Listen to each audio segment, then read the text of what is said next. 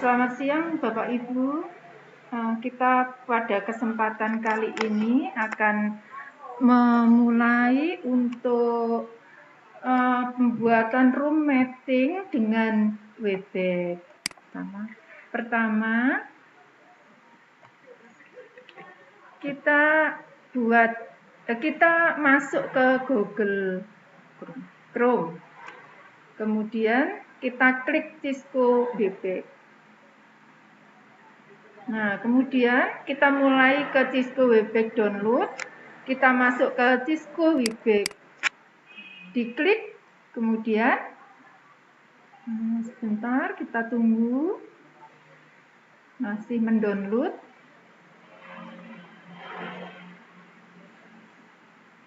Nah, kemudian muncul seperti ini. Kita masuk ke Start for Free.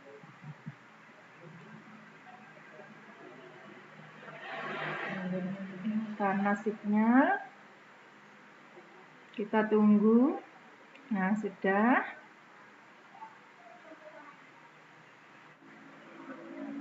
Nah, kemudian kalau ada di sini, kemudian kita masukkan email kita. Kemudian di sign up.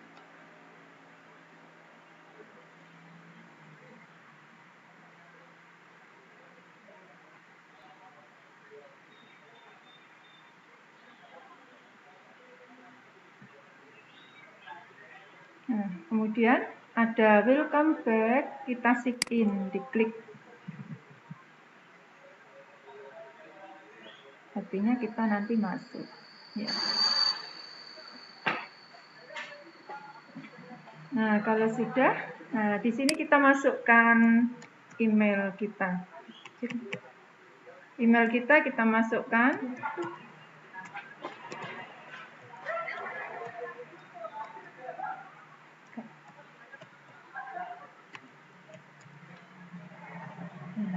Kemudian next. Nah, kita masukkan password kita. Jangan sampai lupa ya Bapak Ibu untuk memasukkan passwordnya. Soalnya dipakai terus. Next.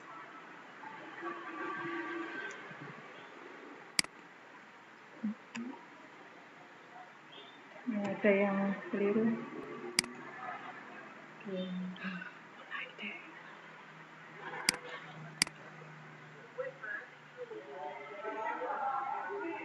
Oke. Kalau sudah, nyalanya yang lama. Nah, kalau sudah seperti ini, bentar kita tunggu.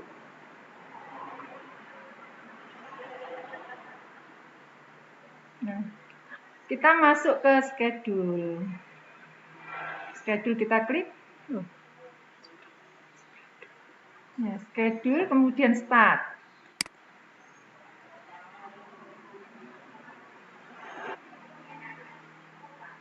Nah, berikutnya kita akan masuk ke bahasan yang akan kita bahas kali ini. Saya akan menyampaikan tentang pertumbuhan dan perkembangan pada tumbuhan.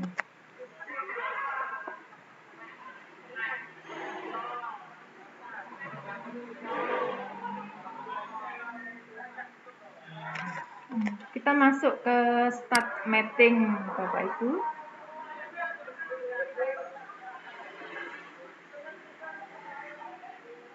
Nah, kemudian kita share konten.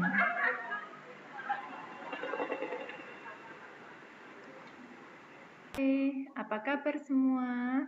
Salam sehat ya dari saya, Bu Puji, yang pada saat ini akan menyampaikan materi tentang pertumbuhan dan perkembangan pada tumbuhan.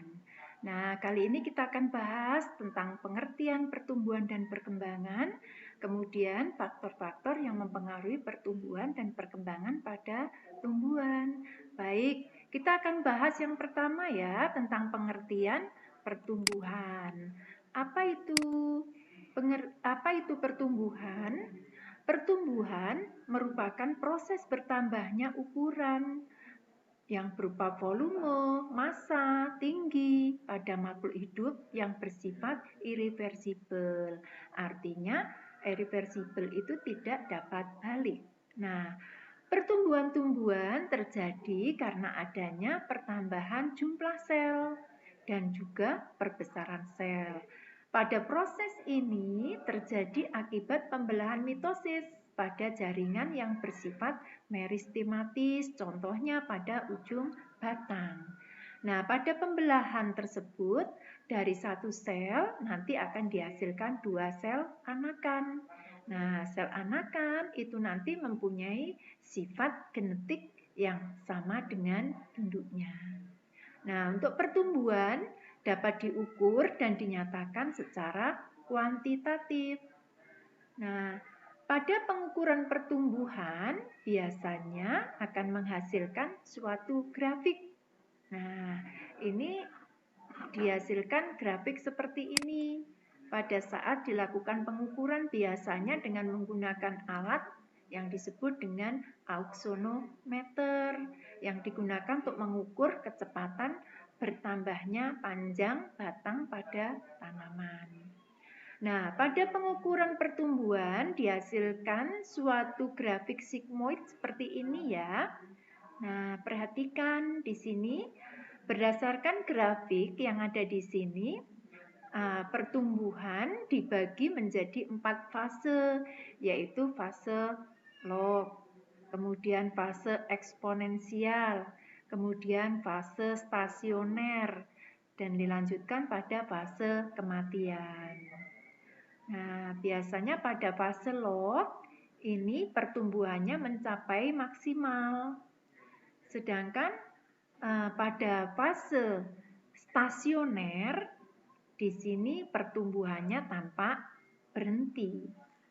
Nah, bagaimana sekarang dengan ini ya? Ada pertumbuhan primer dan pertumbuhan sekunder. Pada pertumbuhan primer merupakan pertumbuhan pemanjangan yang terjadi ini ya, terjadinya akibat dari aktivitas meristem apikal. Nah, meristem apikal biasanya terdapat pada bagian ujung batang atau pada bagian ujung akar. Nah, pada meristem ini terjadi proses pembelahan sel dan diferensiasi sel. Akibatnya apa nanti? Akibatnya aktivitas pembelahan dan diferensiasi sel meristem apikal nanti akan menyebabkan akar dan batang nanti akan tumbuh memanjang.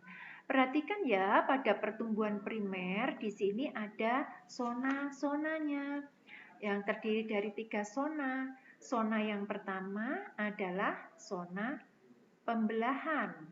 Nah, zona pembelahan. Sedangkan yang kedua ada zona pemanjangan atau yang disebut dengan elongasi. Sedangkan yang ketiga ada zona pematangan atau pendewasaan yang disebut dengan zona maturasi. Disinilah tempat muncul-munculnya cabang-cabang akar. Nah, kemudian bagaimana dengan pertumbuhan sekunder? Nah, perhatikan pada pertumbuhan sekunder, gambar yang ada di sini ya. Ini merupakan proses penebalan batang atau akar pada tanaman, di mana pertumbuhan ini terjadi akibat adanya aktivitas pembelahan mitosis pada sel-sel kambium. Nah, pembelahan tersebut terjadi secara radial ke arah dalam dan ke arah luar, di mana nanti untuk pembelahan ke arah luar, nah, nanti akan membentuk floem sekunder. Nah, yang ke arah luar ya, nanti akan membentuk floem sekunder. Pembelahan ke arah dalam nanti akan membentuk xilem sekunder. Nah, aktivitas ini nanti akan menyebabkan batang dan akar tumbuh membesar. Pertumbuhan ini hanya terjadi pada tumbuhan yang berkambium ya. Jadi contohnya saja seperti pada tumbuhan dikotil. Nah, kalian pernah lihat ya, ada orang yang sedang menebang pohon yang besar. Nah, kemudian dari hasil penebangan itu tampak adanya lingkaran-lingkaran yang banyak gitu ya. Nah, lingkaran-lingkaran itu disebut dengan lingkaran tahun. Seperti di sini ya, tampak ada lingkaran-lingkaran tahun. Nah, lingkaran tahun ini biasanya merupakan proses pembentukan floem sekunder dan silim sekunder pada batang yang berpengaruh atau yang dipengaruhi oleh musim. Pada musim hujan, lapisan yang terbentuk lebih tebal daripada saat musim kemarau. Nah, perbedaan pertumbuhan ini nanti akan menyebabkan terbentuknya lingkaran tahun ini. Itu ya, yang digunakan untuk menunjukkan berapa tahun tanaman ini usianya. Nah, kita lanjutkan sekarang tentang faktor-faktor yang mempengaruhi pertumbuhan dan perkembangan. Untuk faktor-faktor yang mempengaruhi, yang pertama adalah faktor internal yang terdiri dari intraseluler dan interseluler, di mana yang intraseluler ini adalah berupa gen, sedangkan yang interseluler berupa hormon yang terdiri dari hormon auksin, giberlin, sitokinin, hormon etilen, hormon asam absisat, asam traumalin, dan kalin. Nah, kemudian ada faktor-faktor yang mempengaruhi di faktor eksternal. Nah, contohnya saja untuk faktor eksternal yang mempengaruhi pertumbuhan dan perkembangan tumbuhan adalah yang pertama air, kemudian yang kedua cahaya, sedangkan yang ketiga kelembapan, kemudian nutrien, suhu, oksigen, dan nilai pH. Nah, demikian ya untuk materi kita kali ini. Semoga apa yang saya sampaikan bermanfaat buat kalian semua. Saya akhiri, selamat pagi.